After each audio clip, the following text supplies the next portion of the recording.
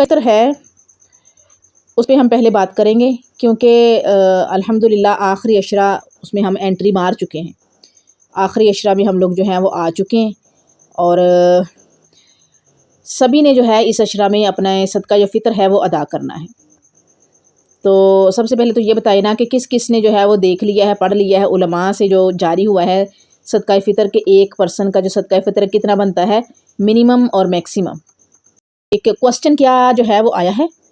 فطرانہ کے حوالے سے، اور اس کا جو ہے وہ آنسر کیا ہوا ہے، کیونکہ اپنے اساتذہ سے بھی جو ہے وہ کنسلٹ کیا نا، اپنے اساتذہ کی طرف سے بھی جو جواب آیا ہے تو اس کو بھی تو دیکھنا ہے نا کہ جی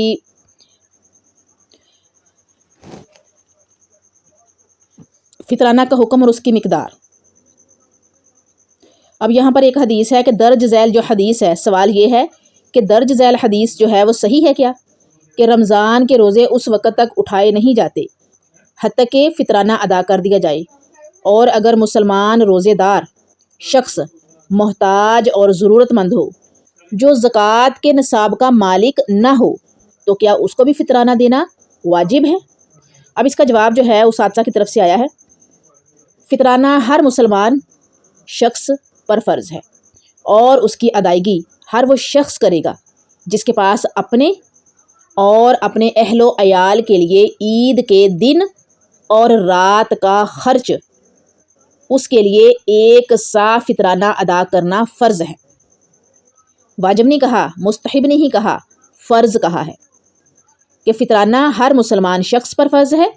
اور اس کی ادائیگی ہر وہ شخص کرے گا جس کے پاس اپنے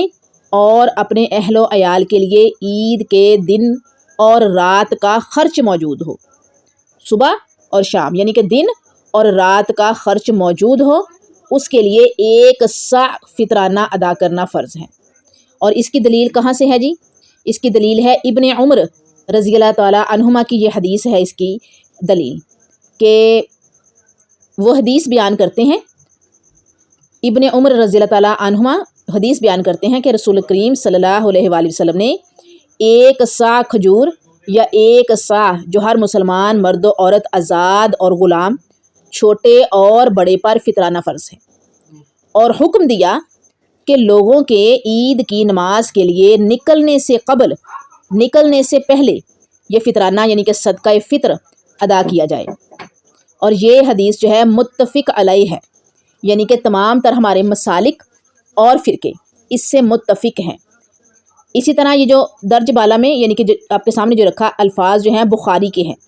یہ جو حرف آپ کے سامنے رکھے ہیں نا میں نے، یہ بخاری شریف کے ہیں، اور ابو سعید خدری رضی اللہ تعالیٰ عنہ سے مروی ہے،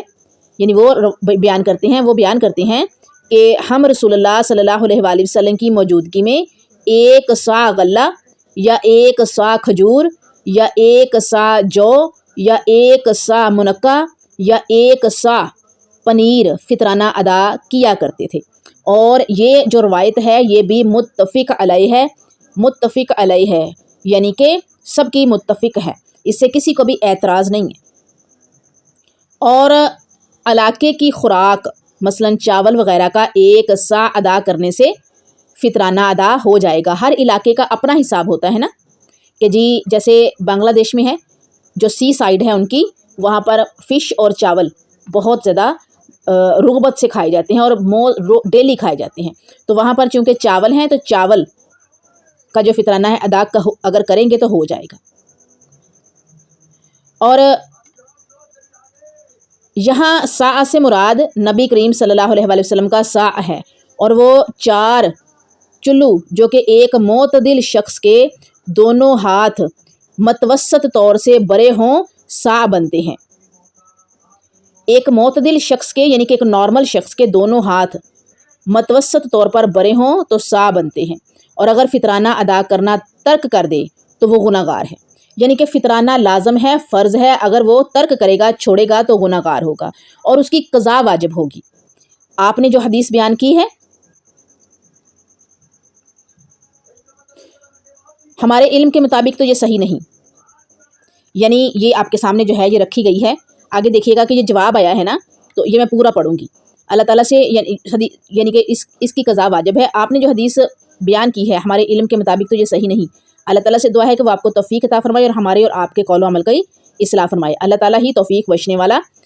ماخذ اس کے ہیں جی فتاوی الجنہ الدائمہ، یہ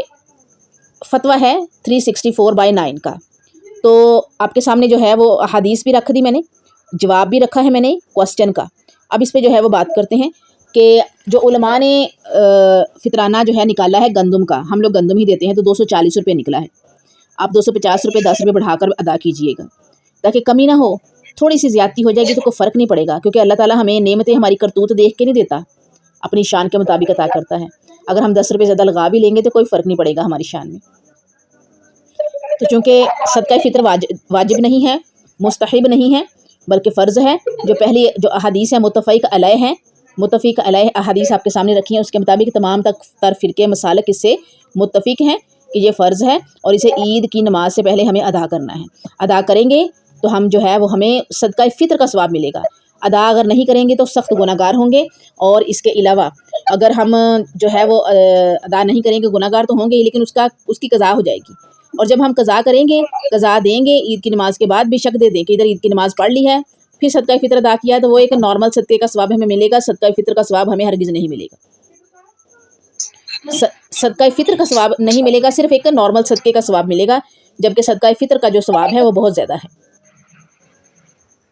تو آپ لوگ جو ہے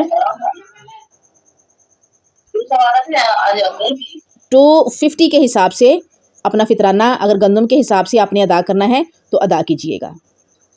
250۔ صدقہ فطر کسے کہتے ہیں اور اس کا کیا حکم ہے؟ یہ فرض ہے یا سنت ہے؟ صدقہ فطر کس کی طرف سے کب اور کتنا ادا کرنا ہوتا ہے؟ نیز صدقہ فطر کس کو دینا چاہیے؟ یہ ایک کوسچن تھا جو میں نے بھیجا تھا،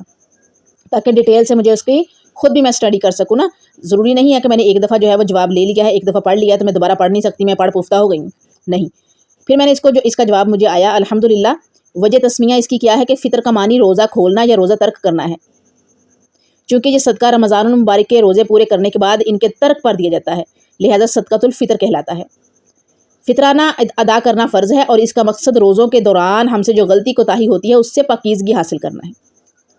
یہ تو ہوگی وجہ تسمیہ۔ جمہور علماء کے نزدیک صدقہ فطر کا ادا کرنا فرض ہے۔ امام بخاری رحمہ اللہ اپنی صحیح میں فرماتے ہیں، یعنی کہ صحیح بخاری امام بخاری رحمہ اللہ کی ہے نا، تو اپنی صحیح میں کیا فرماتے ہیں؟ کتاب الزکوٰۃ ہے، باب صدقۃ الفطر ہے، صحیح البخاری میں۔ حافظ ابن حجر فتح الباری میں لکھتے ہیں کہ امام صاحب نے ان 3 ائمہ کا نام اس لیے لیا ہے کہ انہوں نے صدقہ فطر کی فرضیت کا بیان، صدقہ فطر کا بیان امام ابو عالیہ، عطا اور ابن سیرین صدقہ فطر کی فرضیت کی تصریح کی ہے، جبکہ ابن منذر نے تو اس کی فرضیت پر اجماع نقل کیا ہے۔ ہاں، امام ابو حنیفہ اسے اپنے قاعدے کے مطابق واجب کہتے ہیں، کیونکہ امام ائمہ بھی ہے نا، چاروں ائمہ، امام ابو حنیفہ، امام مالک، امام شافعی، ٹھیک ہے۔ مالکیہ میں سے اشہب اور بعض اہل ظاہر نے اس کو سنت موقدہ کہا ہے، کیونکہ ان کے بھی آگے شاخیں نکلتی ہیں نا، تو جو مالکی مسلک ہے اس میں اس کو سنت موقدہ کہا گیا ہے، مگر پہلا قول صحیح ہے۔ امام بخاری رحمہ اللہ نے اس کی فرضیت ثابت کرنے کے لیے مذکور، یعنی کہ جو آپ کے سامنے میں نے باب رکھا ہے نا، حضرت عبداللہ بن عمر رضی اللہ تعالیٰ عنہ کی حدیث درج کی ہے۔ سیدنا ابن عمر رضی اللہ تعالیٰ عنہما بیان کرتے ہیں کہ رسول اللہ صلی اللہ علیہ وآلہ وسلم نے مسلمانوں کے ہر آزاد و غلام، مرد و عورت، بچے اور بوڑھے پر کھجوروں یا جو میں سے 1 صاع صدقہ فطر دینا فرض کیا ہے۔ آپ صلی اللہ علیہ وآلہ وسلم کا حکم یہ تھا کہ نماز عید کے لیے جانے سے پہلے یہ صدقہ ادا کر دیا جائے۔ صحیح بخاری حدیث نمبر 1503۔ صدقہ فطر نماز عید سے پہلے ادا کرنا ضروری ہے۔ سیدنا ابن عباس رضی اللہ تعالیٰ عنہ سے روایت ہے کہ رسول اللہ صلی اللہ علیہ وآلہ وسلم نے فطرانہ روزہ دار کی لغویات اور فحش گوئی سے روزہ کو پاک کرنے کے لیے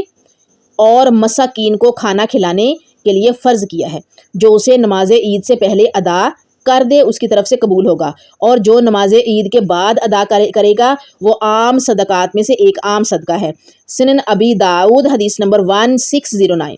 اور ابن ماجہ حدیث نمبر 1827، سند اس کی حسن ہے۔ یہ ابی داؤد میں اور ابن ماجہ میں حدیث نمبر جو ہے وہ کوٹ کی ہیں 1609 1827 1609 1827، اور سند جو ہے وہ حسن ہے اس کی۔ اس کا مطلب یہ نہیں ہے کہ جو روزہ نہ رکھے وہ فطرانہ بھی نہیں دے گا، کیونکہ صدقہ فطر مسلمانوں میں سے ہر چھوٹے بڑے حتیٰ کہ نو مولود اور غلام پر بھی فرض ہے، یعنی کہ جو بچہ ابھی عید کی نماز ہوئی نہیں ہے لیکن اس وقت پیدا ہوا ہے، تو اس گھر والوں پر اس بچے کا جو صدقہ فطر ہے وہ ادا کرنا بھی فرض ہو جائے گا کہ اس کا ادا کرے، ٹھیک ہے۔ یعنی کہ 1 منٹ کا بچہ بھی جو ہے نا، نماز اللہ اکبر یعنی کہ السلام علیکم ورحمۃ اللہ وبرکاتہ سے پہلے پیدا ہو گیا ہے، تو اس بچے کا فطرانہ بھی اسی وقت ادا کر دینا چاہیے۔ تو اب چونکہ بچے یا مسافر، مریض اور بزرگ روزے نہیں رکھتے مگر صدقہ فطر وہ بھی ادا کریں گے، جیسا کہ ابن عمر رضی اللہ عنہ کی روایت گزری ہے، کیونکہ فطر کا مقصد روزوں کی کمی اور کوتاہی کو پورا کرنا بھی ہے، لہٰذا صدقہ فطر عید کی نماز سے پہلے پہلے ادا کریں۔ اگر کوئی عید سے 1 یا 2 دن پہلے ہی ادا کر دے تو وہ بھی ٹھیک ہے۔ ابن عمر رضی اللہ عنہما کے علاوہ کے غلام نافع بیان کرتے ہیں، ابن عمر رضی اللہ عنہ کے غلام نافع بیان کرتے ہیں کہ ابن عمر رضی اللہ عنہما فرماتے ہیں کہ نبی کریم صلی اللہ علیہ وسلم نے ہر مرد، عورت، آزاد اور غلام سب پر 1 سا کھجور یا 1 سا جو صدقہ فطر قرار دیا تھا، پھر لوگوں نے آدھا سا گیہوں اس کے برابر قرار دے لیا، لیکن ابن عمر رضی اللہ عنہما کھجور دیا کرتے تھے۔ ایک مرتبہ مدینہ میں کھجور کا قحط پڑا تو آپ نے جو صدقہ میں نکالا، ابن عمر رضی اللہ عنہما چھوٹے بڑے سب کی طرف سے، یہاں تک کہ میرے یعنی نافع غلام کے بیٹوں کی طرف سے بھی صدقہ فطر نکالتے تھے۔ ابن عمر رضی اللہ عنہما صدقہ فطر ہر فقیر کو جو اسے قبول کرتا دے دیا کرتے تھے، اور لوگ صدقہ فطر 1 یا 2 دن پہلے ہی دے دیا کرتے تھے۔ صحیح بخاری حدیث نمبر 1511 1511، یہ پوری ڈیٹیل آپ کو صحیح بخاری میں حدیث نمبر 1511 1599 میں ملے گی۔ صدقہ فطر کی مقدار کے حوالے سے دیکھ لیتے ہیں کہ اوپر جو یعنی کہ ابھی جو حدیث میں نے پڑھی اس کی مقدار 1 سا بیان ہوئی ہے۔ سا کا وزن جو ہے نا موجودہ اشاری نظام میں تقریباً 2.5 کلو گرام بنتا ہے،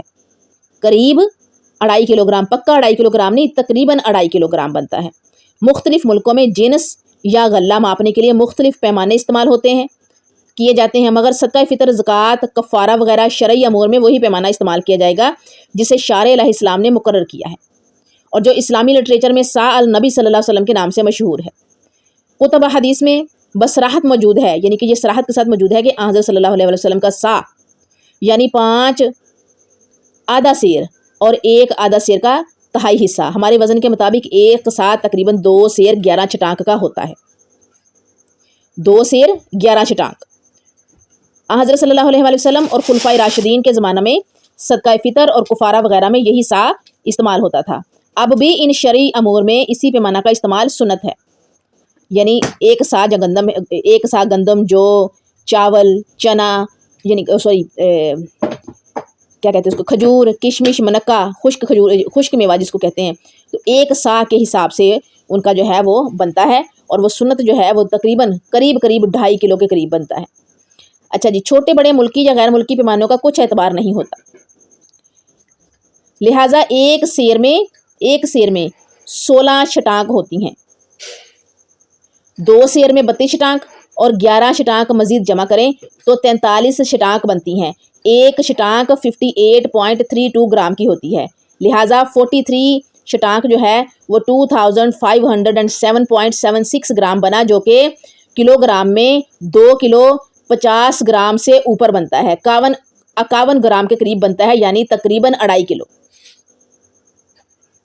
سارا حساب آپ کے سامنے رکھ دیا کہ ایک سیر میں کتنے چٹانک ہوتے ہیں۔ 50 گرام کی 1 چٹانک ہوتی ہے، 50 گرام کی 1 چٹانک ہوتی ہے جس کو ہم 50 گرام کہتے ہیں۔ 100 گرام میں 2 چٹانک ہوتی ہے، اسی طرح سے 200 گرام میں 4 چٹانک اور 5 چٹانک میں 1 پاؤ ہوتا ہے۔ سیر اور ہے، ٹھیک ہے،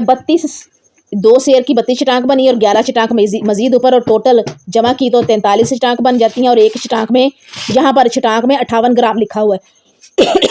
جبکہ یہاں ہمارے ہاں جو ہے 50 گرام کی چٹانک دیتے ہیں،